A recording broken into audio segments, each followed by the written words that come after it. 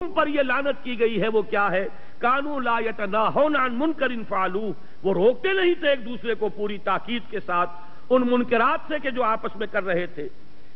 لبئس ما کانوا یفعلون، اور تم دیکھتے ہو بہت ہی برا ہے وہ عمل جو وہ کر رہے ہیں۔ میں چاہتا ہوں کہ اس پر ذرا ورق الٹ لیجئے، اب یہ حدیث سن لیجئے تاکہ قرآن مجید کی تفسیر حدیث رسول کی روشنی میں سامنے آ جائے۔ یہاں ایک طرف صفحہ 2 پر یہ پوری حدیث کا متن ہے، عکس ہے ریاض الصالحین سے، یہ ابو داؤد اور ترمذی کی روایت ہے۔ عن ابن مسعود رضی اللہ تعالی عنہ، صفحہ 3 پر اس کا ترجمہ بھی موجود ہے، جا کر آپ اس کو پھر بھی پڑھ سکیں گے۔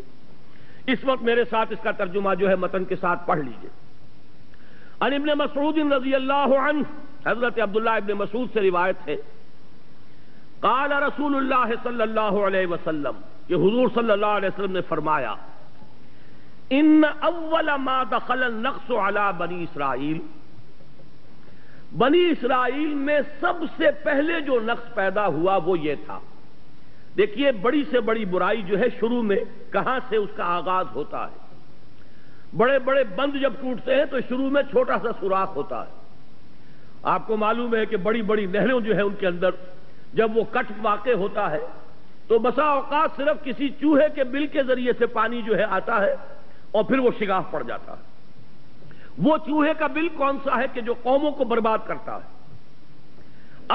ان اول ما دخل النقص علی بنی اسرائیل، بنی اسرائیل میں جو نقص پیدا ہوا سب سے پہلے وہ یہ تھا، انہ کان الرجل یلقی الرجل، کہ ان میں سے ایک شخص دوسرے شخص سے ملاقات کرتا تھا، فیقول، اور یہ کہتا تھا، یا ھذا، اے فلاں، اتق اللہ، اللہ کا تقوی اختیار کر، ودع ما تصنع، اور جو تم کر رہے ہو اس کو چھوڑ دو، فإنہ لا یحل لک، اس لیے کہ یہ تمہارے لیے جائز نہیں ہے، حلال نہیں ہے۔ یہ سیور ریفل میں نہ لگو، یہ سودی کاروبار میں نہ لگو، یہ کام نہ کرو، یہ جو بے پردگی اختیار کی ہے اس کو چھوڑ دو، یہ چیزیں جائز نہیں ہیں، حلال نہیں ہیں۔ یہاں تک تو بات صحیح ہے کہ ایک برائی کے اوپر اس نے روکا ٹوکا، اس کے لیے جو نہی عن المنکر ہے فریضہ اس کا سر انجام دیا، لیکن اب آگے پڑھیے، ثم یلقاہ من الغد، پھر اس کی ملاقات اسی شخص سے دوبارہ ہوتی تھی دوسرے دن، وہو علی حالہ، اور وہ شخص جو تھا جو حرام خوری میں مبتلا تھا وہ اپنے اسی سابق حال پر ابھی قائم ہے، اس نے توبہ نہیں کی، اس نے رجوع نہیں کیا، اس نے اس منکر کو ترک نہیں کیا، اس نے حرام خوری جو ہے وہ نہیں چھوڑی۔ فلا یمنعہ ذلک ان یکون اکیلہ وشریبہ وقعیدہ، لیکن اس کے باوجود وہ شخص، وہ ناصح، وہ بدی سے روکنے والا، اس کے ساتھ بیٹھ کر کھاتا بھی تھا، پیتا بھی تھا، اس کا ہم نشین بنتا تھا، مصاحبت کرتا تھا، خوش گپیاں کرتا تھا، مقاطعہ نہیں کرتا تھا، بائیک آؤٹ نہیں کرتا تھا۔ دیکھیے یہ وہ لفظ میں استعمال کر رہا ہوں جو ہر روز آپ پڑھتے ہیں جب وتر میں اندر آپ دعا مانگتے ہیں، دعائے قنوت، وَنَخْلَعُ وَنَتْرُكُ مَن يَفْجُرُكَ، اے اللہ جو بھی تیرا فاجر ہوگا، تیرے احکام کو توڑنے والا ہوگا، ہم اس سے لا تعلقی کر لیں گے، اس سے اپنا تعلق منقطع کر لیں گے۔ نخلاؤ، یہ خلا کا لفظ ہے، خلا جو بیوی کرتی ہے شوہر سے جب طلاق لیتی ہے خلا کہتے ہیں آپ اسے۔ نخلاؤ، ہم ان سے تعلق توڑ لیں گے، ونترو کو ترک کر دیں گے ان کو، من یفجرک، جو تیرے فسق اور فجور کے اندر مبتلا ہے، جو تیرے احکام کو توڑنے والے ہیں۔ لیکن حضور نے فرمایا کہ بس یہاں سے نقص پیدا ہوا، کہا بھی کہ یہ کام غلط ہے، چھوڑ دو، یہ حرام ہے، باز آ جاؤ، لیکن وہ باز نہیں آئے، پھر بھی ان کے ساتھ ہم پہ آلہ ہمنے والا، فلا یمنعہ ذالک ان یکون اکیلہ وشریبہ وقعیدہ، عقل کے معنی کھانا، اکیل کھانا کھانے والا، شریب شراب، یہ شربت یہ پینے کے لیے آتا، شرب یشرب، اسی طریقے سے قعید قعدہ بیٹھنا جسے ہم کہتے ہیں ہم جلیس، بیٹھنے والے مل کر۔ فلما فعلوا ذلک، جب انہوں نے یہ روش اختیار کی، ضرب اللہ قلوب بعضهم ببعض، تو اللہ تعالیٰ نے ان کے دلوں کو آپس میں مشابہ کر دیا، وہی رنگ چڑھ گیا ان پر بھی، وہ غیرت و حمیت دینی ختم ہو گئی، وہ احساس کند ہوتا چلا گیا۔ خربوزے کو دیکھ کر خربوزہ رنگ پکڑتا ہے۔ جب تک کہ مقاطعہ نہ ہو، سوشل بائیکاٹ نہ ہو، جب تک کہ قطع تعلق نہ ہو، آپ بھی نہیں بچ سکیں گے۔ وہ رنگ آپ پر چڑھ جائے گا، آپ کے دل کے اوپر بھی وہی اثرات ہو جائیں گے۔ اس کے بعد حضور نے یہی آیات پڑھی، لعن الذین کفروا من بنی اسرائیل علی لسان داؤد وعیسی ابن مریم ذالک بما عصوا وکانوا یعتدون کانوا لا یتناہون عن منکر فعلوہ لبئس ما کانوا یفعلون ترى كثيرا منهم يتولون الذين كفروا لبئس ما قدمت لهم انفسهم الى قوله فاسقون۔ یہ 4 آیات حضور نے تلاوت فرمائی۔ گویا کہ ان 4 آیات کی گویا کہ یہ شرح ہے مستند جو محمد الرسول اللہ صلی اللہ علیہ وسلم نے اپنے صحابہ کے سامنے بیان کی کہ ان آیات کا مفہوم کیا ہے کہ بنی اسرائیل میں پہل جو نقص واقع ہوا وہ یہ تھا کہ لوگوں میں احساس تھا، ان کے علماء روکتے بھی تھے کہ خدا کے لیے باز آ جاؤ، چھوڑ دو، لیکن یہ کہ ان سے قطع تعلق نہیں کرتے تھے، ان کے ہم پیالہ ہم نوالا بنے رہتے تھے، ان کے ساتھ مجلسی روابط قائم رکھتے تھے۔ نتیجہ یہ ہوا کہ وہ تو نہیں بدلے، یہ بدل گئے، ان کے دلوں کی کیفیت تبدیل ہو گئی، ان کے اوپر بھی وہی رنگ چڑھ گیا۔ اس کے بعد جو الفاظ فرمائے ہیں ان آیات کی تلاوت کے بعد، اب وہ پڑھیے، بڑے سخت الفاظ ہیں۔ ثم قال، ان آیات کو تلاوت فرمانے کے بعد حضور نے ارشاد فرمایا، کلا، ہرگز نہیں، واللہ لتامرن بالمعروف، خدا کی قسم تمہیں لازماً نیکی کا حکم دینا ہوگا، وَلَتَنْهَوُنَّ عَنِ الْمُنْكَرِ، اور تمہیں لازماً بدی سے روکنا ہوگا، وَلَتَأْخُذُنَّ عَلَى يَدِ الظَّالِمِ، اور تمہیں لازماً ظالم کے ہاتھ کو پکڑ لینا ہوگا قوت کے ساتھ، وَلَتَأْتِرُنَّهُ عَلَى الْحَقِّ أَطْرًا، اور تمہیں لازماً انہیں حق کی طرف موڑنا ہوگا جبراً، وَلَتَقْصُرُنَّهُ عَلَى الْحَقِّ قَصْرًا، اور انہیں حق کے اوپر جمانا ہوگا، روکنا ہوگا طاقت کے ساتھ، اَوْ لَيَضْرِبَنَّ اللَّهُ بِقُلُوبِ بَعْضِكُمْ عَلَى بَعْضٍ، یا پھر اللہ تمہارے بھی دل ایک دوسرے کے مشابہ کر دے گا۔ اگر یہ طرز عمل تم نہیں کرو گے، یہ ذمہ داریاں ادا نہیں کرو گے، تو اللہ تمہارے دلوں کو بھی آپس میں مشابہ کر دے گا۔ ثُمَّ لَيَلْعَنَنَّكُمْ كَمَا لَعَنَهُمْ، پھر اللہ تعالیٰ تم پر بھی لعنت فرمائے گا جیسے ان پر لعنت فرمائی تھی۔ یہ ہے صورتحال جس سے آج ہم دو چار ہیں۔ اس میں یہ 2 آیتوں کا مفہوم تو کھل کر اس حدیث میں آ گیا، ابھی پڑھ لیجئے آگے بھی۔ رواہ ابو داود رحمہ اللہ و ترمذی رحمہ اللہ، اس حدیث کو حضرت عبداللہ ابن مسعود سے روایت کیا ہے امام ابو داود نے بھی اور امام ترمذی نے بھی۔ وقال حدیث حسن، اور حضرت امام ترمذی فرماتے ہیں یہ حدیث حسن ہے، مستند ہے۔ ھذا لفظ ابی داود، اس حدیث کی جو یہ روایت ہم نے ابھی پڑھی ہے یہ ابو داود میں ہے۔ وَلَفْظُ الترمذی، اور ترمذی کی روایت کے الفاظ یہ ہیں جو اب آگے آ رہے ہیں، اس سے یہ معلوم ہو جائے گا کہ اس معاملے میں اہمیت جو ہے، اہم تر جو ہے وہ علماء ہیں۔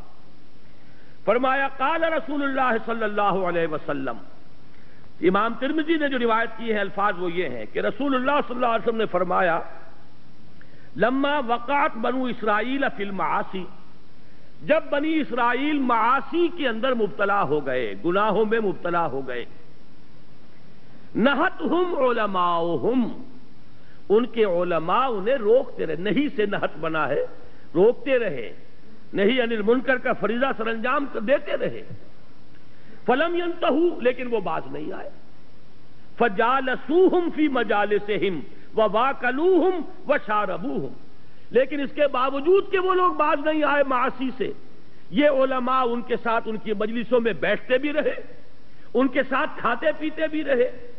نتیجہ کیا نکلا؟ فضرب اللہ قلوب بعضهم ببعض، تو اللہ تعالیٰ نے ان کے دلوں کو آپس میں مشابہ کر دیا۔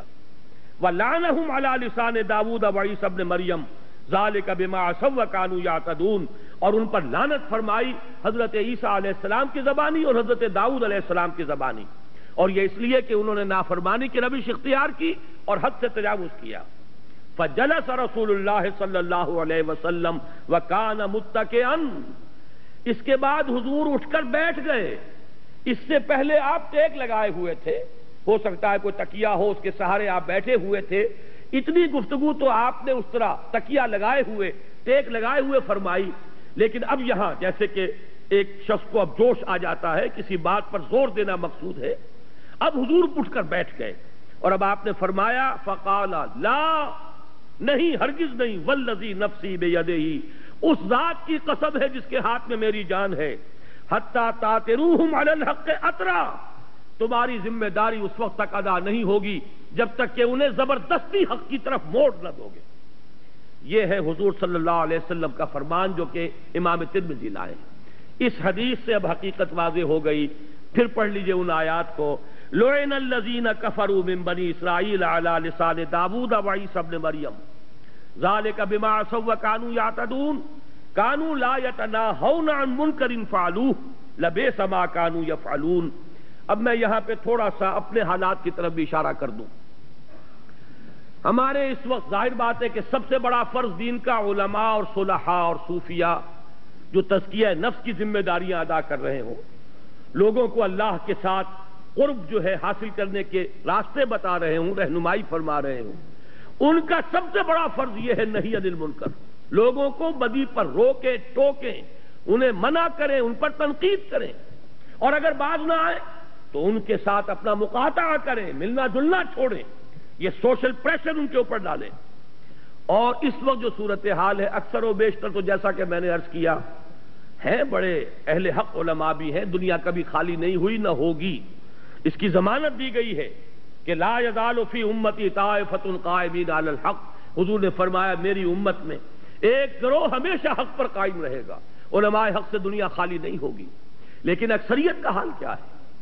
وہ بیچارے ملازم، تنخواہ پر ان کا دار و مدار ہے، پھر یہ کہ ان کے نذرانے، ان کے ہدیے، ان سے تو ان کی معیشت جو ہے وہ نکھرتی ہے، سنورتی ہے، بہتری ان کی زندگی کا جو سٹیٹس ہے وہ بلند ہوتا ہے، لہذا انہیں روکے اور ٹوکے تو کس طرح؟ اس سے جو اگلا مرحلہ ہے دینی جماعتیں فعال، میں ان کے بارے میں عرض کر رہا ہوں، سیاست میں، پاور پالیٹکس میں ملوث ہونے کا نتیجہ یہ نکلا ہے، ان کی ساری دوستیاں انہی لوگوں کے ساتھ، انہی کے ولیموں میں شریک نظر آئیں گے، فوٹو کھینچے ہوئے ہوں گے، فلاں بھی بیٹھے ہوئے ہیں اور فلاں جماعت کے لیڈر بھی بیٹھے ہوئے ہیں اور فلاں کے آدمی بھی آئے ہوئے ہیں، اور وہ ولیمے میں جو کچھ ہوا ہے وہ سب کے سامنے۔ ان لوگوں کا جو رویہ ہے، جو کردار ہے، پوری ہماری اجتماعی زندگی کے اندر جو زہر وہ گھول رہے ہیں، صرف سیاست کے پیش نظر، کسی وقت کسی کی ٹانگ گھسیٹنی ہے، سب جمع ہو جاؤ۔ اب ان میں کوئی تفریق نہیں ہوگی کہ اس کا نظریہ کیا ہے، اس کا رہن سہن کیا ہے، اس کا تمدن کیا ہے، اس کے ہاں بے پردگی ہے کہ پردہ اختیار کیا ہوا ہے، کچھ نہیں۔ یہ سارا واکلوہم وشاربوہم، انہی کی ہم جلیسی، انہی کے ساتھ کھانا پینا، سوشل فنکشن میں ان کے ساتھ شرکت، سیاسی اتحادوں میں ان کے ساتھ جمع ہو جانا، یہ ہے در حقیقت وہ طرز عمل جو اس پورے طرز عمل کی بالکل ضد ہے۔ اللہ کی کتاب، اس کے رسول کی سنت، آیات الہی اور حدیث میں اس کی جو شرح آئی وہ میں نے آپ کے سامنے رکھ دی۔ اپنی طرف سے آج اللہ کے فضل و کرم سے میں بہت کم بیان کر رہا ہوں، میں نے تو وہ آیتیں آپ کو 9 مقامات سے قرآن مجید کے دے دی ہیں جن میں امر بالمعروف و نہی عن المنکر لازم و ملزوم۔ پھر یہ میں آپ کو بتا رہا ہوں، یہ ہے علماء کے کرنے کا کام، یہ ہے صلحاء کا، دینی جماعتوں کے کرنے کا اصل کام۔ یہ نہیں کریں گے تو لعنت ہوگی، جیسے کہ حضور نے فرمایا، پھر اللہ تعالیٰ لازماً تم پر بھی لعنت کرے گا، جیسے کہ اس نے لعنت فرمائی تھی بنی اسرائیل پر۔ اگر تم یہ سمجھ رہے ہو کہ تم محمد کے امتی ہو صلی اللہ علیہ وسلم، انہیں بڑا فخر تھا ہم آدم کی نسل سے ہیں، ہم موسیٰ کے امتی ہیں، ہم تورات کے ماننے والے ہیں، ہم لوگ تو نحن ابناء اللہ واحباہ، ہم تو اللہ کے بیٹوں کے مانند ہیں، اس کے بڑے چہیتے ہیں، لاڈلے ہیں۔ لیکن انہی کے بارے میں فرمایا لعن الذین کفروا من بنی اسرائیل علی لسان داؤد وعیسی ابن مریم ذلک بما عصوا وکانوا یعتدون کانوا لا یتناہون عن منکر فعلوہ لبئس ما کانوا یفعلون۔ اب آگے دیکھیے یہ جو بھی کچھ وہ مجلسی روابط ہیں، اب ان کا نقشہ آ رہا، ترا کثیرا منہم، تم دیکھو گے ان میں سے بہتوں کو، یتولون الذین کفروا، دوستی اختیار کرتے ہیں انہی کی جنہوں نے کفر کی روش اختیار کی، ان کی مجلسی روابط، ان کا اٹھنا بیٹھنا، ان کی دوستیاں، ان کے سارے جو ہے مشاغل، وہ سب ان کے ساتھ ہیں۔ لبئس ما قدمت لهم انفسهم، بہت بری ہے وہ شے جو انہوں نے اپنے لیے آگے بھیجی ہے، یعنی اللہ کے ہاں ان کے اس طرز عمل کے نتیجے میں ان کے لیے جو کچھ جمع ہو رہا ہے بہت برا ہے۔ اور وہ کیا ہے؟ ان سخط اللہ علیہم، کہ اللہ کا غضب ہے جو ان پر نازل ہوا ہے، وفی العذاب ہم خالدون، اور عذاب میں وہ ہمیشہ ہمیشہ رہیں گے۔ انا للہ و انا الیہ راجعون، یہ عذاب میں خلود کفار کے لیے ہوتا ہے، جو کافر ہوں خالص ان کے لیے، لیکن یہاں فرمایا جا رہا ہے ان کے لیے جو ویسے کہنے کو ان کے علماء تھے یہود کے، لیکن جب انہوں نے یہ روش اختیار کی تو فرمایا وفی العذاب ہم خالدون وَلَوْ كَانُوا يُؤْمِنُونَ بِاللَّهِ وَالنَّبِيِّ وَمَا أُنزِلَ إِلَيْهِ، اور اگر وہ واقعتاً ایمان رکھتے ہوتے اللہ پر اور نبی پر اور اس شے پر جو اس پر نازل کی گئی، مَتَّخَذُوهُمْ أَوْلِيَاءَ، وہ انہیں اپنا دوست نہ بناتے، ان کے ساتھ یہ سارے مجلسی روابط استوار نہ کرتے، ان کے ساتھ ہم مجلسی اور ہم پیالہ اور ہم نوالا ہونے کی روش اختیار نہ کرتے، وَلَٰكِنَّ كَثِيرًا مِّنْهُمْ فَاسِقُونَ، لیکن یہ کہ ان کی اکثریت فساق و فجار پر مشتمل۔ یہ دو مقامات سورہ مائدہ کے میرے آج کے درس کا اصل موضوع، اور یہ حدیث، بلکہ دو حدیثیں سمجھیے، ایک ترمذی ایک ابو داؤد، یہ دونوں جو ہے میں ایک بہت بڑا تحفہ ہے جو آپ حضرات کی خدمت میں آج پیش کر رہا ہوں، ان کو پڑھیے، پڑھائیے، لوگوں کو سنائیے، انہیں عام کیجیے۔ اب ذرا دو حدیثیں پڑھ لیجیے جو اسی صفحے پر لکھی ہوئی ہیں، ان کا ذکر بار بار آیا ہے۔ وہ جو آج کتابچہ میں نے عرض کیا ہے میثاق کی شکل میں موجود ہے، جس کے بارے میں میں نے عرض کیا کہ ہر شخص کوشش کرے اس کو لے جائے ضرور اور آج کی رات ہی پڑھ لے، اس میں بھی ان دونوں حدیثوں کا تذکرہ ہے، لیکن متن نہیں ہے، صرف اردو ترجمہ، یہ متن یہاں آپ کو مہیا ہو گیا ہے۔ اور میثاق میں بھی یہ چاروں صفحات ہم نے لگا دیے ہیں ایک ضمیمے کے طور پر۔ عن ابی سعید الخدری رضی اللہ عنہ، حضرت ابو سعید خدری رضی اللہ تعالی عنہ سے مروی ہے، قال سمعت رسول اللہ صلی اللہ علیہ وسلم یقول، وہ فرماتے ہیں کہ میں نے سنا خود اپنے کانوں سے محمد الرسول اللہ صلی اللہ علیہ وسلم کو فرماتے ہوئے۔ یہ دو حدیثیں جو ہے اس عنوان کے تحت ہیں کہ نہی عن المنکر کی خصوصی اہمیت ہے۔ ان دونوں حدیثوں میں صرف نہی عن المنکر کا ذکر ہے۔ دو مقامات سورہ مائدہ کے جو ہم نے ابھی پڑھے ان میں صرف نہی عن المنکر کا ذکر ہے، امر بالمعروف کا ذکر نہیں آیا، تلقین کا ذکر، واعظ کا ذکر، نصیحت کا ذکر، کچھ نہیں، صرف نہی عن المنکر۔ لولا ینہاہم الربانیون والاحبار، کیوں نہیں روکتے انہیں ان کے علماء اور صوفیاء، اور کانوا لا یتناہون عن منکر فعلوہ، وہ نہیں روکتے تھے ایک دوسرے کو منکر سے جو وہ کر رہے تھے۔ دونوں آیتیں، دونوں مقامات بھی اسی پر تھیں اور یہ دونوں حدیث اسی پر ہیں۔ فرمایا حضور نے من رأى منکم منکرن، جو کوئی بھی تم میں سے کسی منکر کو دیکھے، فَلْيُغَيِّرْهُ بِيَدِهِ، اس کا فرض ہے کہ اسے اپنے ہاتھ سے طاقت سے روکے، بدلے۔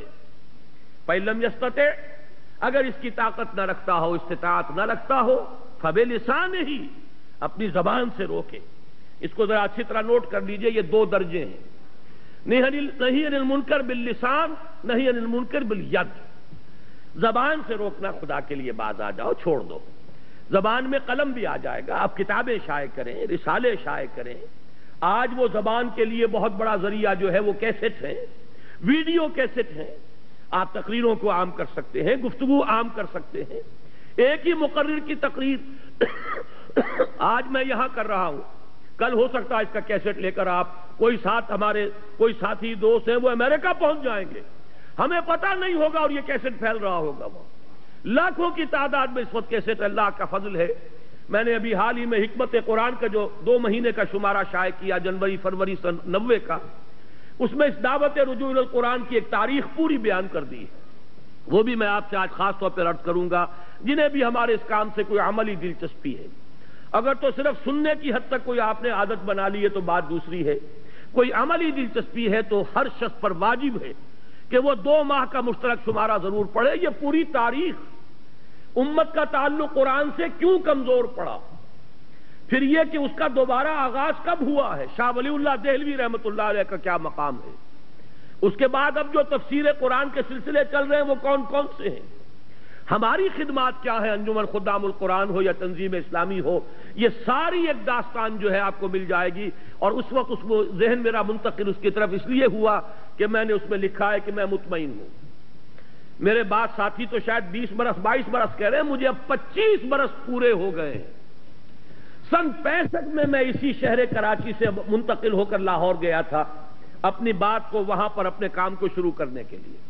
اب 1990 آ گیا، پورے 25 برس، ربع صدی میری بیت چکی ہے اللہ کے فضل و کرم سے کہ قرآن مجید کا پڑھنا پڑھانا سیکھنا سکھانا یہی میرا اصل مشغلہ ہے۔ 6 سال اس میں سے ایسے ہیں کہ 7 مطلب بھی چل رہا تھا، پریکٹس بھی تھی، 65 سے 71 تک۔ فروری 71 میں نے طے کیا ہے حرم میں بیٹھ کر کہ اب ہمہ وقت اسی کام کے لیے رہوں گا۔ میں نے مطلب بند کیا، پریکٹس چھوڑی، اور اس وقت کے بعد سے میں کہہ سکتا ہوں میرا کوئی لمحہ بھی فکر معاش میں بسر نہیں ہوا۔ میں نے اپنی ساری توانائی یا قوتیں اسی کام میں لگائی، اور آج مجھے بڑا اطمینان ہے۔ میرے یہ دروس آپ یہ نہ سمجھیے کہ اس وقت کوئی اگر 700 800 1000 آدمی بیٹھے سن رہے ہیں تو میری بات وہیں تک پہنچ رہی ہے، مجھ پر تو حقیقت منکشف ہوئی ہے۔ قرآن مجید میں جو کہا گیا کہ حضرت ابراہیم کو اللہ نے حکم دیا تھا اذن فی الناس بالحج یاتوک رجالا علی کل ضامر یاتین من کل فج عمیق۔ اے ابراہیم ذرا پکارو تو صحیح حج کے لیے لوگوں کو، تمہاری آواز ہم کہاں کہاں تک پہنچائیں گے تمہیں اندازہ بھی نہیں ہو سکتا۔ اذن فی الناس بالحج یاتوک رجالا وعلی کل ضامر، تم دیکھو گے لوگ چلے آئیں گے، پیدل بھی چلے آئیں گے، اور بڑی لاغر اور کمزور اونٹنیوں پر بھی دور دراز کی وادیوں سے سفر کر کے آئیں گے اور حج کریں گے۔ اللہ تعالیٰ کے اپنے غیر مرئی چینلز ہیں، آج وہ غیر مرئی چینل مرئی ہو کر سامنے آ گئے، لاکھوں کی تعداد میں کیسٹ ہے جو پہلے میں حیران ہوتا ہوں۔ ابھی امریکہ گیا تھا، وہاں جو شخص ملتا تھا کوئی کہتا تھا میرے پاس آپ کے 300 کیسٹ ہیں، کوئی کہتا 400 کیسٹ آپ کے میرے پاس ہیں۔ ایک صاحب ملے، انہوں نے بتایا کہ میری زندگی کا مشن یہ بن گیا ہے، حقیقت و اقسام شرک کے 6 کیسٹ ہیں میرے، کہتے ہیں ہزاروں کی تعداد میں نے اس کے سیٹ جو ہے کاپی کر کر کے، میں تو ایک ہی کام ہے جو کر رہا ہوں، اس شرک کا خاتمہ ہوگا تو بات بنے گی، لہذا میں آپ کے صرف وہی کیسٹ ہیں جو میں اس کی کاپیز کر کے ہزاروں کی تعداد میں لوگوں تک پہنچا چکا ہوں۔ تو یہ دعوت اللہ کا شکر ہے پھیل رہی ہے۔ اور دوسرے یہ کہ اللہ کے فضل و کرم سے میرے اپنے بچوں سمیت 2-3 بچے میرے بھی ہیں جو اب شامل ہو چکے ہیں، MBBS کیے ہوئے بھی ہے، MA فلسفہ کیے ہوئے بھی ہے، MSc اکنامکس کیے ہوئے بھی ہے، اسی کام میں ہے۔ اور میں سمجھتا ہوں کہ تقریباً 25-30 نوجوان اعلیٰ تعلیم یافتہ اب اسی انداز میں درس دے رہے ہیں۔ میرا یہ کام الحمدللہ جاری رہے گا، یہ بات جو ہے بڑھتی رہے گی، پھیلتی رہے گی، لوگوں تک پہنچے گی، اور اس کے لیے ہمیں اندازہ بھی نہیں ہے کہ کہاں کہاں تک یہ باتیں پہنچ رہی ہیں۔ میں نے ابھی اس پرچے میں لکھا، حیدرآباد دکن میں گیا تھا اکتوبر کے اواخر میں، وہاں ایک دن میری تقریر ہوئی، اسی کے کیسٹ رات بھر انہوں نے تیار کیے، اگلے دن جب تقریر ہوئی 700 کیسٹ تیار کر سکے تھے، 700 کے 700 فروخت ہو گئے۔ اور یہ کیسٹ وہ شے جو 3 منٹ میں کاپی ہو جاتا ہے، نہ معلوم اس سے آگے کتنی جگہ پر بات پہنچ رہی ہوگی۔ اور رات بھی ہمارے ایک ساتھی نے بتایا، وہاں سیرت النبی کے جلسے میں جو میں نے تقریر کی تھی، وہ تقریر تو تھی تقریباً 1.5 گھنٹے کی، لیکن 15 منٹ کی وہ تقریر، وہ 1.5 لاکھ 2.25 لاکھ کا مجمع تھا وہ، اس میں 15 منٹ کی تقریر دوردرشن جو ان کا ٹیلی ویژن ہے پورے انڈیا میں، پورے نیٹ ورک پر 15 منٹ کی تقریر میری جو ہے وہ سنائی گئی ہے بھارت کے اندر۔ تو یہ بات تو انشاءاللہ پھیلتی رہے گی۔ میں بوڑھا ہو گیا ہوں، میری علالت کا بھی ذکر کیا گیا، میں علیل رہتا ہوں اب، اور 2 ہفتے سے شدید درد ہے میرے شانے میں اور پورے ہاتھ میں، اور بڑی سخت دوائیں کھا کر اس وقت تو میں یہ سوچ رہا تھا کہ پتہ نہیں گفتگو کر سکوں گا کہ نہیں کر سکوں گا۔ بہرحال جیسے بھی ہے، جب تک جان میں جان ہے اور جب تک بھی یہ اعضاء و جوارح ساتھ دے رہے ہیں، یہی کام کرنا ہے، اللہ کے اس پیغام کو پہنچانا ہے۔ تو میں عرض کر رہا تھا کہ یہ 2 صفحوں میں بہت قیمتی مواد ہے، اگر قدر و قیمت کا احساس آپ کو ہو، بہت قیمتی تحفہ ہے جو صرف ان 2 ورقوں میں آپ کے پاس آ رہا ہے۔ اگر اس کی قدر کو پہچانے، اسے عام کریں، تو 2 اصطلاحات پہچان لیجئے، پورے انقلاب کا فلسفہ اسی میں ہے۔ جب تک طاقت نہیں ہے، جب تک تعداد کافی نہیں ہے، منظم تربیت یافتہ لوگوں کی تعداد ابھی اتنی نہیں ہے کہ آپ چیلنج تھرو کر سکیں، نہیں عن المنکر باللسان کرتے رہیں گے، غلط کو غلط کہیں گے، حرام کو حرام کہیں گے، کوئی جمعہ پڑھنا چھوڑتا ہے چھوڑ جائے، 10 مرتبہ چھوڑ جائے۔ ہمیں محمد الرسول اللہ کا قول پہنچانا ہے کہ الربا 70 جزءا، سود کے گناہ کے 70 حصے ہیں، ایسرھا، اس میں سب سے ہلکا اس کے برابر ہے ان ينكح الرجل امه، کہ کوئی شخص اپنی ماں کے ساتھ زنا کرے۔ کسی کو نہیں سننا نہ سنے، جمعہ چھوڑ کر چلا جائے، مجھے تعداد کی کوئی فکر نہیں ہوتی، لیکن بات کہنی ہے صحیح. کون راضی ہے کون ناراض؟ اللہ کا شکر ادا کرتے ہوئے کہہ رہا ہوں آج تک یہ سوال میرے سامنے کبھی نہیں آیا. میں نے ہر بات کے کہنے سے پہلے یہ ضرور سوچا ہے کہ آیا میرا اللہ اس پر راضی ہوگا یا ناراض، یا یہ سوچا ہے میرا ضمیر مجھے اس کی اجازت دیتا ہے یا نہیں. اس کے سوا تیسری بات کبھی سامنے نہیں آئی. کوئی راضی ہوتا ہو اور ناراض ہوتا ہو اس کی کوئی پرواہ نہیں. میں نے وہ بات ہر دور میں کہی ہے اور وہی کہہ رہا ہوں. لیکن یہ ہے کہ کوئی انقلابی جد و جہد عثمانی میں کوئی عوامی تحریک برپا کر دوں اس کا حاصل نہیں، اس لیے کہ ابھی وہ جمعیت بنی نہیں. وہ مضبوط بنیان مرصوص کمیٹڈ لوگ جو اس سے نکاتی جو لاہ عمل ہے اس پر عمل کر چکے ہوں، جو پہلے خود اپنی زندگی کے اندر حلال و حرام کی پابندی کر رہے ہوں، جو خود دین پر کاربند ہوں، عمل پیرا ہوں، پھر وہ بنیان مرصوص بنے، منظم ہوں، ڈسپلنڈ ہوں، سم و طاعت کا ایک نظم جو ہے اختیار کر چکے ہوں. پھر ہم چیلنج کریں گے، پھر نہی عن المنکر بالید ہوگا، پھر طاقت سے کہیں گے کہ اب یہ ہم نہیں ہونے دیں گے. حدود اللہ کے محافظ بن کر کھڑے ہو جائیں گے. پہلے ہماری جان جائے گی، اس کے بعد اللہ کی حد جو ہے وہ پامال ہو سکے گی، ورنہ وہ ہمارے جیتے جی نہیں ہو سکے گا. ایبدل الدین وانا حی، کیا دین میں تبدیلی کر دی جائے گی اور میں زندہ ہوں؟ اللہ تعالی ہمیں اس مقام تک پہنچائے، لیکن اس کے لیے طاقت جو محمد الرسول اللہ نے پہلے فراہم کی دعوت اور تبلیغ کے ذریعے سے. جب طاقت فراہم ہو گئی تب آپ نے جہاد کیا. آپ کو معلوم ہے 13 برس تک اسی مکے میں محمد رہے صلی اللہ علیہ وسلم، اسی بیت اللہ کا طواف کرتے رہے جس میں بت رکھے ہوئے تھے، اسی حرم میں کھڑے ہو کر نماز پڑھتے رہے جس میں دائیں بائیں بت تھے. آپ نے کسی بت کو توڑا نہیں. طاقت فراہم کی، دعوت، تربیت، تنظیم، اللہ کے شیدائی، اللہ کے فدائی، وہ لوگ ان اللہ اشتری من المؤمنین انفسهم واموالهم بان لهم الجنہ، جو اس کے اوپر کاربند ہو گئے. پھر جہاد ہوا. جب فاتح کی حیثیت سے مکے میں داخل ہوئے پہلا کام یہ کیا جاء الحق وزهق الباطل ان الباطل کان زہوقا. یہ الفاظ آپ فرما رہے تھے اور ایک ایک بت کو توڑا جا رہا تھا. یہ ہے نبوی طریق انقلاب. میں نے 2 جملوں میں بات کر دی ہے، اگر 400 صفحے میں پڑھنی ہے تو وہ منہج انقلاب نبوی والی کتاب ہے. اور اس میں آخری شے یہی ہے، آخری قدم اٹھایا جائے گا کب؟ جب طاقت ہوگی اتنی کہ ہم یہ محسوس کریں کہ اب ہم براہ راست تصادم مول لے سکتے ہیں. اتنی جمعیت ہے منظم لوگوں کی، ڈسپلن ڈیڈیکیٹڈ لوگوں کی، تب کریں گے. گویا کہ 2 اصطلاحات کے حوالے سے بات سمجھ میں آتی ہے. نہی عن المنکر باللسان، دعوت، تبلیغ، قلم، کیسٹ، ویڈیو کیسٹ، رسالے، کتابیں، اخبارات، جو بھی آپ کر سکتے ہو. زبان کا استعمال، قلم کا استعمال، میڈیا کا استعمال، اس کے ذریعے سے نہی عن المنکر باللسان. لیکن ایک تنظیم تیار کیجئے، قوت فراہم کیجئے. اعدوا لهم ما استطعتم، جب طاقت ہو تو پھر کہیے گا کہ اب نہیں ہونے دیں گے. یہ ہوگا نہی عن المنکر بالید، طاقت کے ساتھ.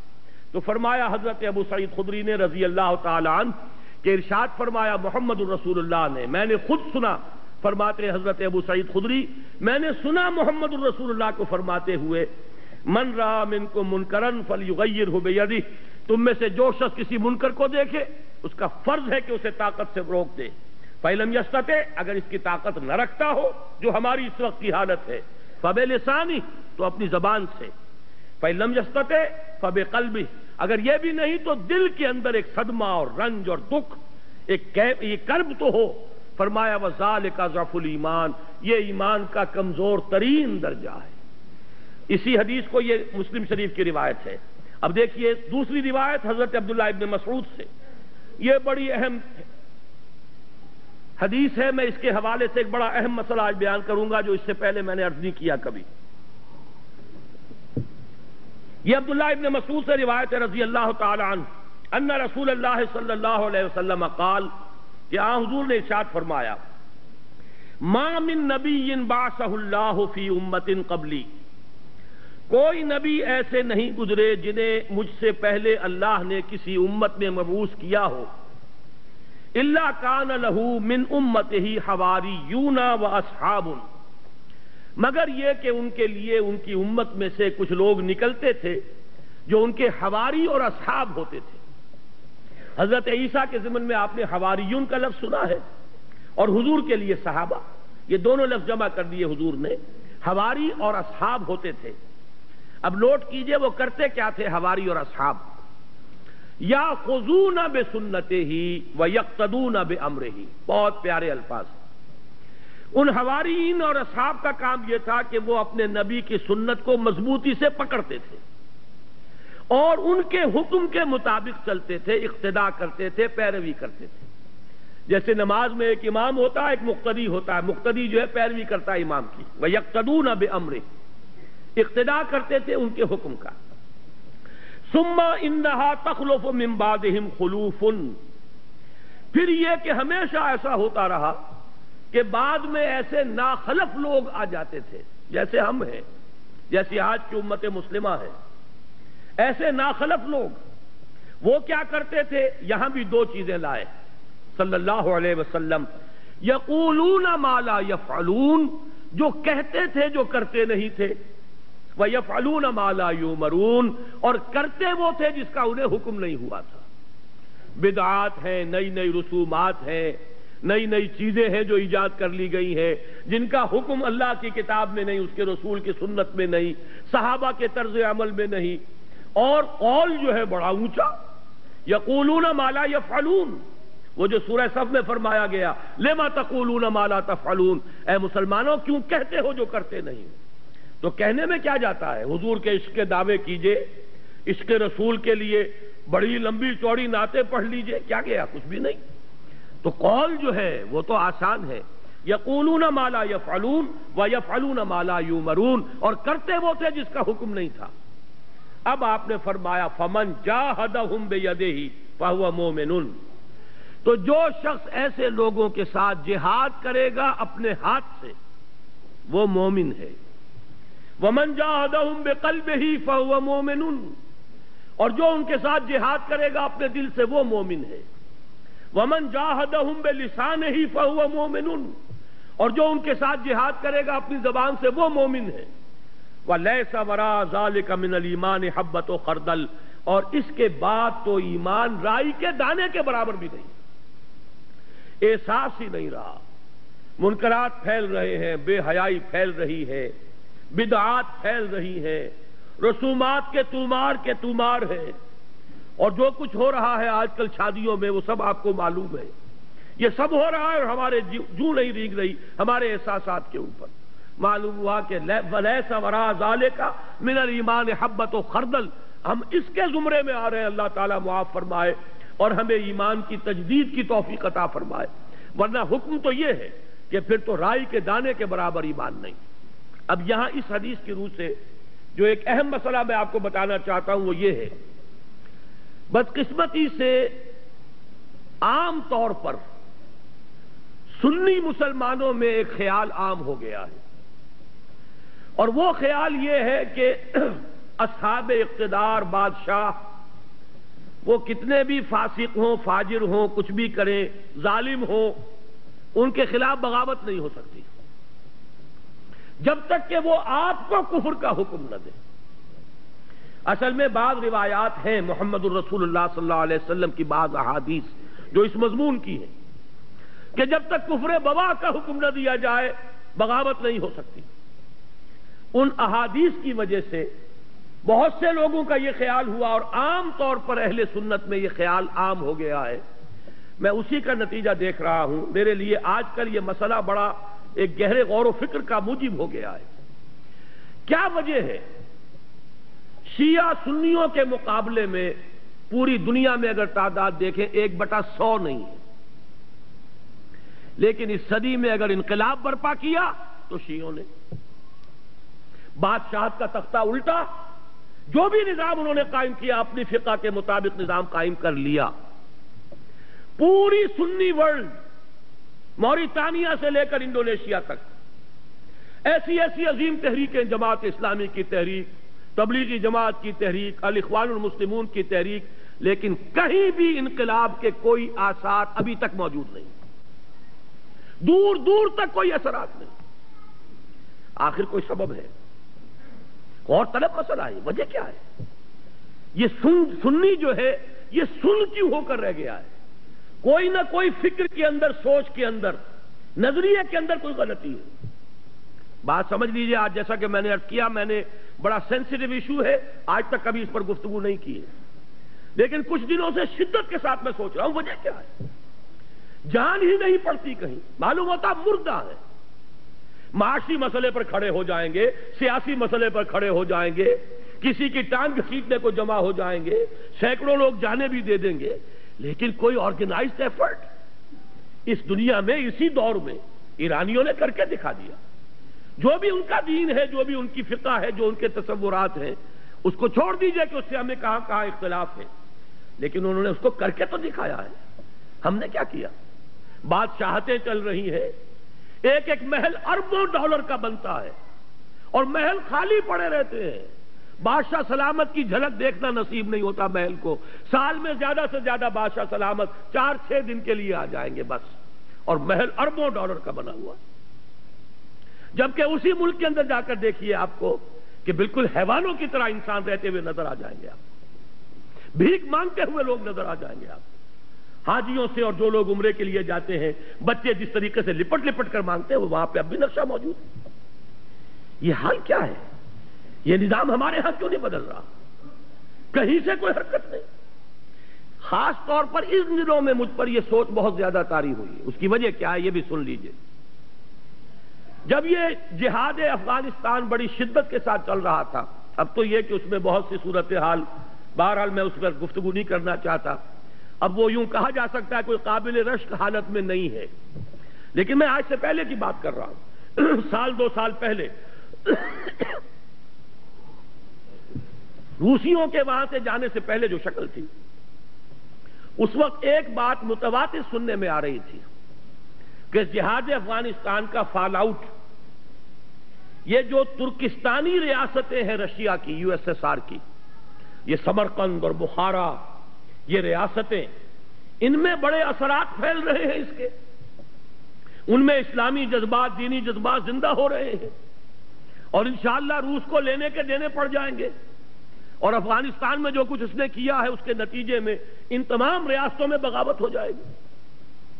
لیکن میں حیران ہوں، بغاوت ہوئی تو نمبر 1 یورپین کنٹریز میں ہوئی، ذرا گرفت کمزور پڑی ہے اگر رشیا کی، یورپ کے اندر ایک ملک، دوسرا ملک، تیسرا ملک، چوتھا ملک، انہوں نے بند توڑ دیے، کھڑے ہو گئے۔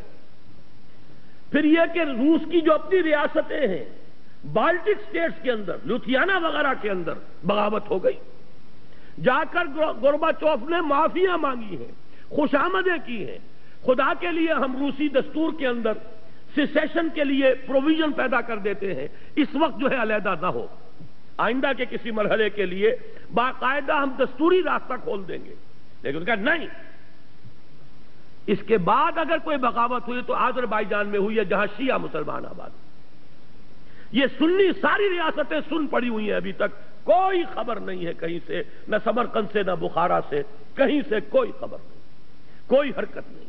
اس کی وجہ یہی ہے، میں نے جہاں تک غور کیا، سنی اسلام میں کچھ علماء نے اس خیال کو عام کر دیا ہے کہ حاکموں کے خلاف بغاوت نہیں ہو سکتی،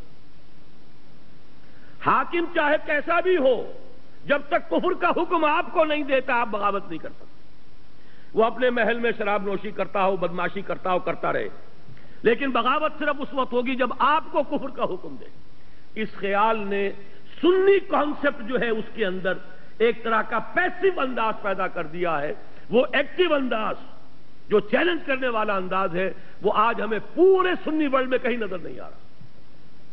حالانکہ اب نوٹ کیجئے یہ حدیث بھی تو موجود ہے، من جاہدہم بیدہ فہو مومن، لیکن یہ کہ ہوتا کیا ہے احادیث کے ضمن میں، جیسے قرآن مجید میں ایک آیت آپ لے لیں، دوسری آیتیں چھوڑ دیں تو آپ کا راستہ جو ہے ٹیڑھا ہو جائے گا۔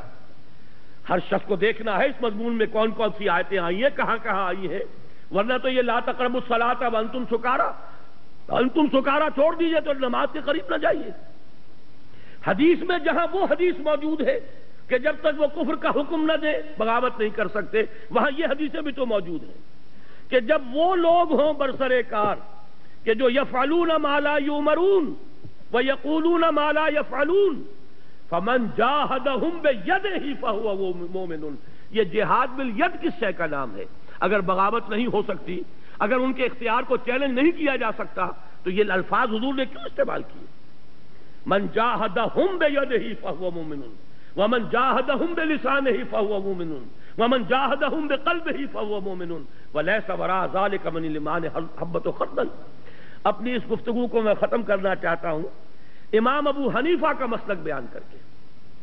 امام ابو حنیفہ کا مسلک یہ ہے، یہ اصل میں ہمارے ہاں عام طور پر اہل حدیث علماء نے اس فکر کو عام کر دیا ہے۔ امام صاحب کا موقف یہ ہے کہ فاسق و فاجر حکمرانوں کے خلاف بغاوت ہو سکتی ہے، پہلے سمجھانے کی کوشش کیجئے، امر بالمعروف و نہی عن المنکر زبانی طور پر کیجئے، فَإِن لَمْ يَأْتَمِرْ، اگر اس کا اثر نہ ہو فَبِالسَّيْفِ، تو پھر تلوار کے ذریعے سے انہیں سیدھا کیجئے۔ یہ موقف ہے امام ابو حنیفہ رحمۃ اللہ علیہ کا۔ فقہ حنفی کے اندر اس بات کی اجازت موجود ہے، اگرچہ امام صاحب نے اس کے لیے ایک شرط عائد کی ہے، طاقت اتنی ہو جانی چاہیے کہ کامیابی یقینی ہو جائے۔ یہ نہیں کہ چند آدمی کھڑے ہوں، نعرہ لگائیں، پھانسی چڑھ جائیں، بات ختم ہو جائے۔ پہلے طاقت پیدا کیجئے، دعوت کے ذریعے، تنظیم کے ذریعے، تربیت کے ذریعے آپ ایسی طاقت فراہم کر لیں۔ پھر یہ ہے کہ بغاوت کی بھی اجازت موجود ہے، بغاوت حرام نہیں ہے ہمارے دین میں۔ یہ بات جو ہے اس حدیث کے حوالے سے نوٹ کر لیجئے، اور یہ کہ امام ابو حنیفہ رحمۃ اللہ علیہ کا وہ موقف ہے، عام طور پر بعض احادیث کے ذریعے سے اور بعض احادیث کے حوالے سے خاص طور پر اہل حدیث علماء نے جس چیز کو عام کر دیا ہے وہ در حقیقت کوئی متفق علیہ چیز نہیں ہے ہمارے ہاں، بلکہ امام ابو حنیفہ کا موقف یہ کتاب و سنت سے اقرب ہے، نزدیک تر ہے، اور یہ حدیث آج آپ کے پاس متن اس کا موجود ہے، آپ اس کو لے جائیے، غور کیجئے، سوچئے، گفتگو کیجئے کہ جب یہ صورت پیدا ہو جائے کہ یقولون ما لا یفعلون ویفعلون ما لا یؤمرون، جب ایسے لوگ ہوں جو کہتے کچھ اور ہوں کرتے کچھ اور ہوں، کرتے وہ ہوں جس کا حکم نہ ملا ہو، تو فرمایا فمن جاہدہم بیدہ فہو مومن ومن جاہدہم بلسانہ فہو مومن ومن جاہدہم بقلبہ فہو مومن ولیس وراء ذلک من الایمان حبۃ خردل۔ اب دو آیتیں چھوٹی رہ گئی ہیں، ان کو بھی پڑھ لیجئے۔ یہ میرے اس عنوان کا جو دوسرا حصہ تھا، عذاب الہی سے نجات کی راہ، یہ آج کی گفتگو کا آخری موضوع ہے۔ دو مقامات میں نے نقل کیے ہیں جن سے واضح ہوتا ہے کہ جب کسی قوم پر اللہ کی طرف سے عذاب آتا ہے، اس عذاب سے بچائے صرف وہ لوگ جاتے ہیں جو نہی عن المنکر کا فریضہ آخری وقت تک سر انجام دیں، ورنہ گیہوں کے ساتھ گھن بھی پس جاتا ہے۔ سورہ انفال میں فرمایا گیا واتقوا فتنة لا تصیبن الذین ظلموا منکم خاصہ، لوگوں بچو، ڈرو اللہ کے اس عذاب سے جو تم میں سے صرف ان لوگوں کو اپنی لپیٹ میں نہیں لے گا جو بدکار تھے، بلکہ جب عذاب قوم پر آتا ہے تو جیسے آپ محاورے میں کہتے ہیں گیہوں کے ساتھ گھن پس جاتا ہے، دوسرے لوگ بھی کہ جو اس حرام خوری میں ملوث نہیں ہیں وہ بھی لپیٹ میں آ جاتے ہیں۔ ضمانت صرف ان کو بچاؤ کی ہے۔ دو آیتیں ابھی آ رہی ہیں جو اس نہی عن المنکر کے فریضے کو آخری وقت تک سر انجام دیتے رہیں۔ پہلی آیت جو ہے یہ سورہ ہود کی ہے، آیت نمبر 116، فَلَوْلَا كَانَ مِنَ الْقُرُونِ مِنْ قَبْلِكُمْ أُولُو بَقِيَّةٍ يَنْهَوْنَ عَنِ الْفَسَادِ فِي الْأَرْضِ إِلَّا قَلِيلًا مِّمَّنْ أَنْجَيْنَا مِنْهُمْ، کیوں نہ ایسا ہوا کہ تم سے پہلے جو قومیں جنہوں نے زمین میں فساد مچایا، ان میں سے کچھ ایسے لوگ ہوتے جن میں خیر کا اثر باقی رہ گیا تھا، اولو بقیۃ، کہ وہ فساد سے روکتے رہتے، نہیں کرتے رہتے، منع کرتے رہتے، نہی عن المنکر کا فریضہ سر انجام دیتے رہتے، لیکن نہیں ہوئے مگر چند تھوڑے سے جنہیں ہم نے نجات دے دی، جنہوں نے یہ شرط پوری کی کہ آخری دم تک نہی عن المنکر کا کام کرتے رہے، اللہ نے انہیں بچا لیا۔ لیکن جن لوگوں نے یہ شرط پوری نہیں کی وہ اسی عذاب وہ معذب قوم کے ساتھ ان کو بھی لپیٹ میں لے لیا گیا۔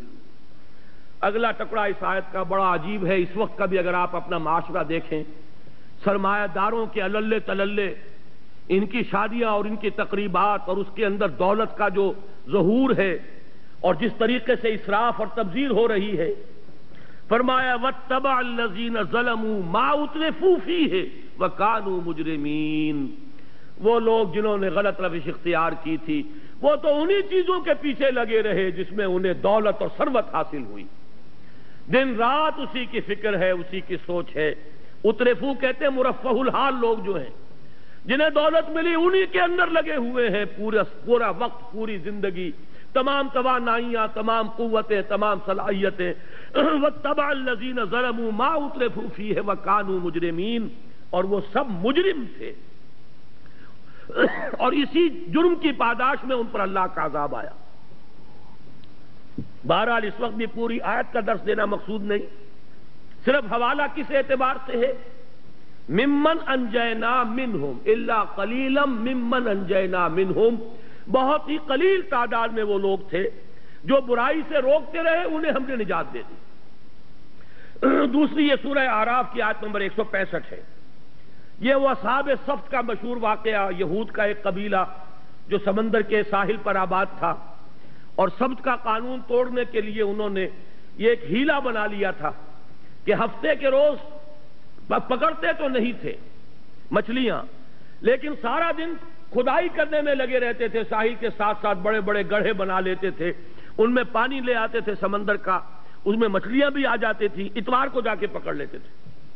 گویا کہ اصل مقصد جو تھا سبت کے قانون کا وہ تو یہ تھا کہ اللہ کی یاد کریں، کوئی ذکر کریں، کوئی اللہ کی کتاب کا مطالعہ کریں، کوئی عبادت کریں، لیکن لگے تو رہے دنیا کے دھندے میں۔ لیکن قانونی طور پر ہیلا یہ کر لیا، مچھلی ہم نے پکڑی نہیں، مچھلی تو اتوار کو پکڑی۔ تو وہ قوم 3 حصوں میں تقسیم ہو گئی۔ ایک وہ لوگ تھے کہ جو یہ جرم کر رہے تھے، ایک وہ لوگ تھے جو جرم تو نہیں کر رہے تھے لیکن روکتے بھی نہیں تھے، ایک وہ تھے جو خود بھی بچے ہوئے تھے اللہ کے فضل و کرم سے، اور جو غلط کار تھے انہیں روکتے ٹوکتے بھی رہے۔ اس سے پہلی آیت جو ہے آیت نمبر 164، ان میں ان دوسرے لوگوں کا قول آیا ہے، لِمَ تَعِظُونَ قَوْمًا الَّذِينَ اللَّهُ مُهْلِكُهُمْ، اللہ تعالیٰ تو اب ان کو ہلاک کر کے رہے گا، یہ قوم اب بعد آنے والی نہیں ہے، تم خواب اپنے آپ کو کیوں ہلکان کر رہے ہو، کیوں ان کے پیچھے لگے ہوئے ہو، اپنی توانائیاں ضائع کر رہے ہو، اب یہ تو ہلاک ہو کر رہے ہیں۔ ان کا جواب تھا مَعْذِرَةً إِلَىٰ رَبِّكُمْ وَلَعَلَّهُمْ يَتَّقُونَ، ہمیں تو اللہ کی جناب میں معذرت پیش کرنی ہے، نہ عذر پیش کرنا ہے کہ اللہ ہم آخری وقت تک روکتے رہے۔ اور پھر یہ کیسے کہہ سکتے ہو یہ نہیں مانیں گے، یہ تو غیب کا علم ہے، کیا پتا اللہ کسی کے دل میں تو تقویٰ پیدا کر دے، خوف پیدا کر دے۔ بڑے بڑے لوگ ہیں جن کی زندگیوں میں تبدیلیاں آ جاتی ہیں، اچانک آ جاتی ہیں، تو کیا عجب کہ اللہ تعالیٰ ان کو تقویٰ کی روش سے نواز ہی دے۔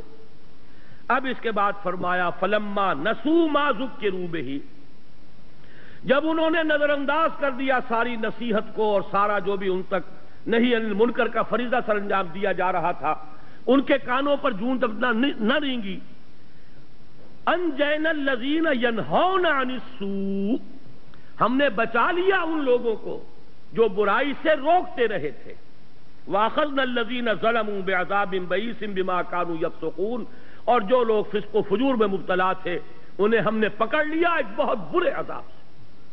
یہ 2 مقامات ہیں جن میں ضمانت ملتی ہے صرف ان لوگوں کو بچانے کی جو نہی عن المنکر کا فریضہ آخری وقت تک سر انجام دیتے رہے۔ قطع نظر اس سے اس کا اثر ہو یا نہ ہو، لوگ مانے نہ مانے، انہیں اپنا فرض ادا کرنا ہے، معذرۃ الی ربکم ولعلہم یرجعون۔ اب ان 2 ورقوں میں صرف ایک حدیث اور رہ گئی ہے، اس کو پڑھ لیجئے اور پھر میری آج کی گفتگو ختم ہو جائے گی۔ جو کچھ بات کہی گئی ہے اللہ تعالیٰ اس کا صحیح فہم عطا فرمائے، اس پر عمل کی توفیق عطا فرمائے۔ اور جیسا کہ میں نے عرض کیا ہے، یہ تازہ فروری کا میثاق جو آیا ہے، خاص طور پر ہوائی جہاز سے میں نے منگوایا ہے آج، اس کو تو میں چاہتا ہوں کہ آپ میں سے کوئی صاحب بھی ایسے نہ ہوں جو لیے بغیر جائیں۔ مزید جو حضرات اس پوری دعوت اور تحریک کو سمجھنا چاہتے ہیں، دعوت رجوع الی القرآن، شاید وہ پرچے موجود ہو، مجھے معلوم نہیں کہ ہیں یا نہیں، لیکن حکمت قرآن کا جنوری فروری کا شمارہ بعد میں وہ کتابی شکل میں بھی آ جائے گا جلدی، لیکن آخری حدیث میں آپ کو سنا رہا ہوں، یہ صفحہ 3 پر نیچے درج ہے۔ عن حذیفہ رضی اللہ عن النبی صلی اللہ علیہ وسلم قال، حضرت حذیفہ سے مروی ہے، وہ روایت کر رہے ہیں محمد الرسول اللہ صلی اللہ علیہ وسلم سے کہ انہوں نے فرمایا۔ یہ حذیفہ کون ہے؟ حضرت حذیفہ کا نام پڑ گیا تھا صاحب و سر النبی، نبی کے رازدان، نبی کا ایک راز ہے ان کے پاس، اس لیے کہ حضور نے کچھ منافقوں کے نام انہیں بتا دیے تھے۔ نام بنام فلاں شخص فلاں شخص فلاں شخص فلاں شخص، یہ منافق ہے. لیکن یہ کہہ دیا تھا کہ حذیفہ یہ میرا ایک راز ہے، اس کو کسی کو بتانا نہیں ہے. اس لیے کہ نفاق کا حضور نے کبھی پردہ چاک نہیں فرمایا کسی شخص کا. یہاں تک کہ عبداللہ ابن ابی کی نماز جنازہ بھی پڑھا دی، جو کہ منافقین کا سردار تھا. میرے دروس میں یہ مضمون بڑی تفصیل سے آ چکا ہے. اسلامی ریاست میں کیٹیگریز دو ہی ہیں، مسلم اور غیر مسلم. باقی یہ کہ منافق وہ قانونی طور پر مسلمان ہی شمار ہوتا ہے. بہرحال حضور نے چونکہ نام بتا دیے تھے لیکن روک دیا کہ بتانے نہیں، اس لیے ان کا نام پڑ گیا صاحب سر النبی. اور یہ بھی یاد آ گیا تو سنا ہی دوں. حضرت عمر نے ایک مرتبہ ان سے فرمایا، یا حذیفہ انشدک باللہ، اے حذیفہ میں تمہیں اللہ کی قسم دے کر پوچھ رہا ہوں، کہیں میرا نام تو ان میں نہیں تھا. اس درجے احساس ہے حضرت عمر کو رضی اللہ تعالی عنہ، اور اس درجے ہم بے پرواہ، ہم کہاں نفاق کہاں. عمر کو اپنے بارے میں اندیشہ ہے نفاق کا، لیکن ہمیں کوئی اندیشہ نہیں.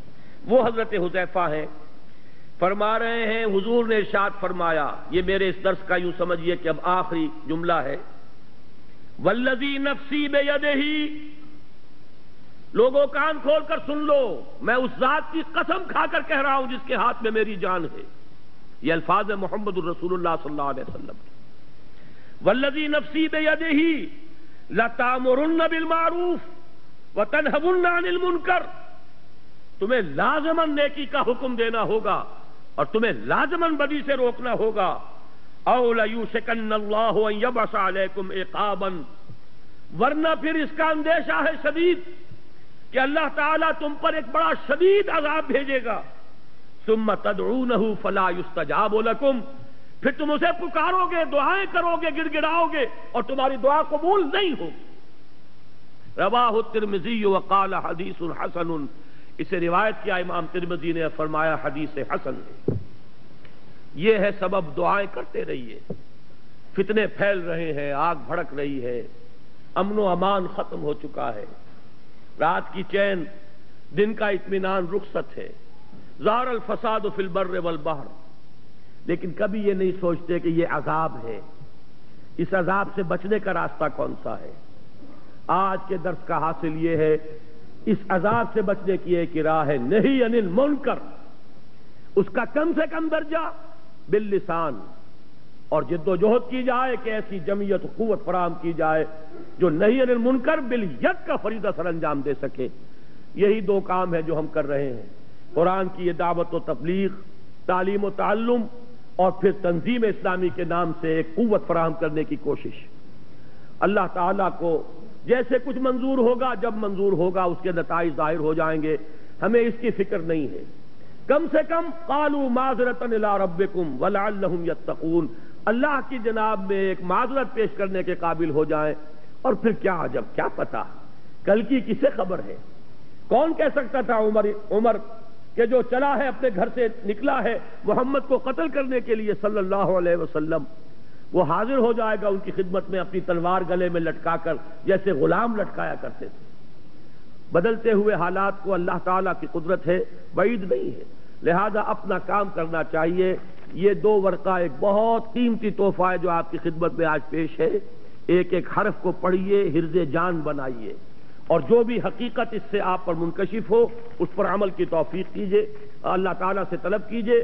اقول قولی ھذا واستغفر اللہ لی ولکم ولسائر المسلمین والمسلمات. چند اعلانات ہیں، اطمینان سے بیٹھ کر 2 منٹ میں بھائی جمیل صاحب آپ کو سنا دیں گے، وہ سن لیجئے اور اس کے بعد پھر اٹھیے. نظم برقرار رکھیے محفل کا.